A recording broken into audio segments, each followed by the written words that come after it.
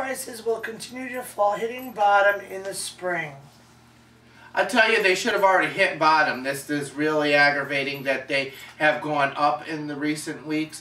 There's absolutely no reason for it. Nobody's buying automobiles. Supply and demand. We have more supply on our hands than we know what to do with now. The Saudis have been threatening to even cut supplies, and it still has not influenced the market. We're still paying $1.80 per gallon when it should be down below $1 as far as I'm concerned. Nobody has the money to travel. Nobody is traveling. Why is the gas prices so high? It's going to hit rock bottom. It has to hit rock bottom. Even at $1.80, people are thinking that it's $4.30. $1.80 is affordable and reasonable. It's not when most of the people don't have the job or don't have a job. They're laid off. They're losing their homes. They can't afford to eat. They don't have health insurance.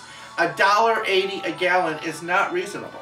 Yeah, the price gouging has to stop. There's no reason for this. The only reason why they upped their prices right now is because of the change in the presidency. And hopefully somebody soon will be making a stop to this. We were down to $1.30 something a gallon. Now we're back up to almost $1.90. For what reason? Absolutely no reason at all. The price per barrel is down lower than it has been. There is no reason for the prices to be going higher or maintaining at the levels that they are. 99 cents a gallon we should be at, and we should be going even further down. Okay. The government regulations for Wall Street stock companies and loan companies. Yes, President Obama has already started implementing a lot of these things. I'm going to come right out and say our government is getting into the banking industry.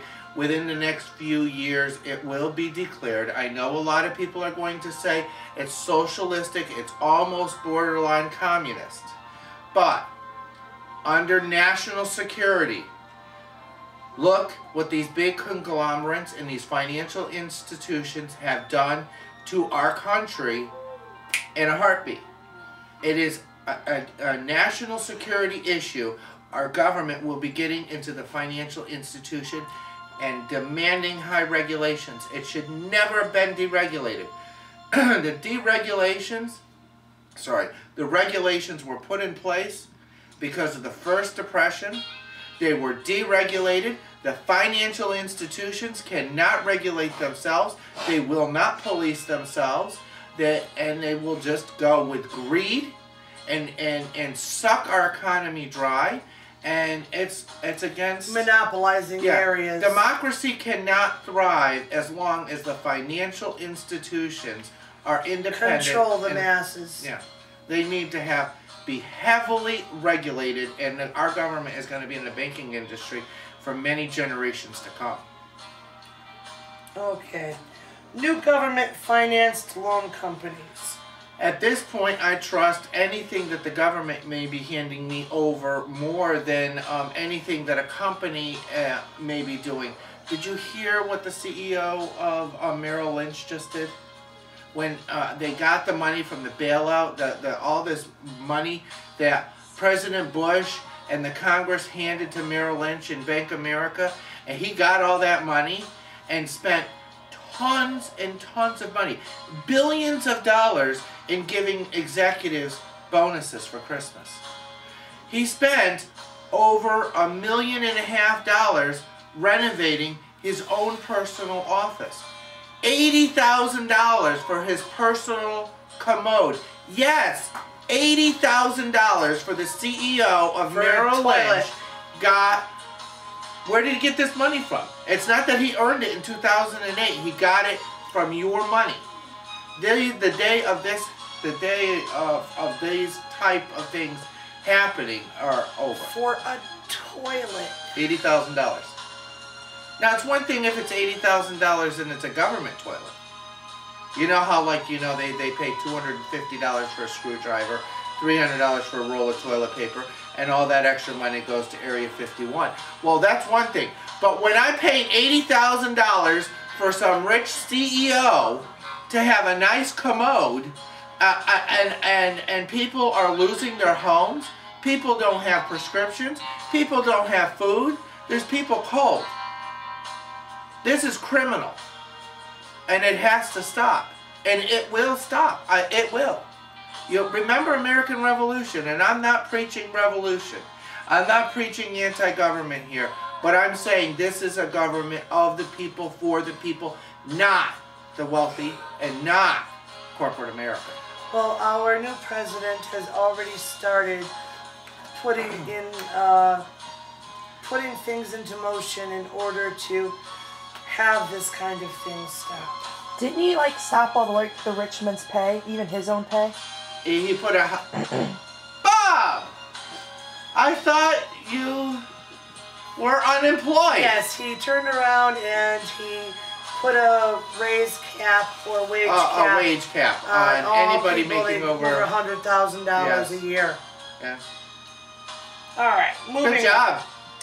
Every single day he's rolling back Bush initiatives. And believe it or not, I was not even a Barack Obama supporter to begin with. But you were always a Democrat.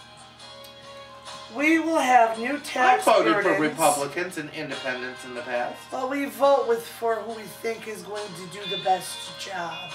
This year, only a Democrat was going to be able to do any kind of salvation.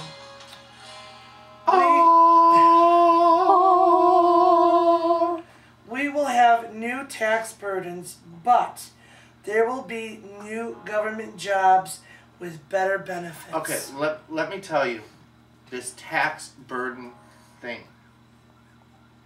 The burden is going to be, and I don't know how many times it has to be said, on the top 1%. The chances that one of those top 1% people are watching this show is 0. Okay? They are the absolute rich and elite. I mean, I might be wrong. There may be rich and elite people who want to watch us spout off at the mouth about these things, but it ain't going to affect you. 99% of everybody will be getting stimulus packages. 99% of the people will be seeing tax refunds, tax liability being decreased. You will be shocked. You will be surprised. Tax burdens on rich CEOs. If you call yourself a president of a company, if you call yourself a CEO of a company, or a vice president, or an executive, and if you're capable of taking private airline to go get tax stimulation in Washington, D.C. to beg for money from our government, that you will be the ones that will be hitting these higher taxes. Not me. I'm not worried about it. As far as I'm concerned, tax them a little more. I have always been, since day one, for the little guy. I am more than willing to have a pay cut. And I'm not making much. I am a pay cut, and I'll tell you why. To keep another person in work. I'm more than willing to take a pay cut to give a stranger medical insurance. Because everybody in this country has a right to food, clothes, and shelter. And how do you get that? And you get that through work. You get that through being healthy. You get that through being educated. Yes, now I'm starting to sound like a politician.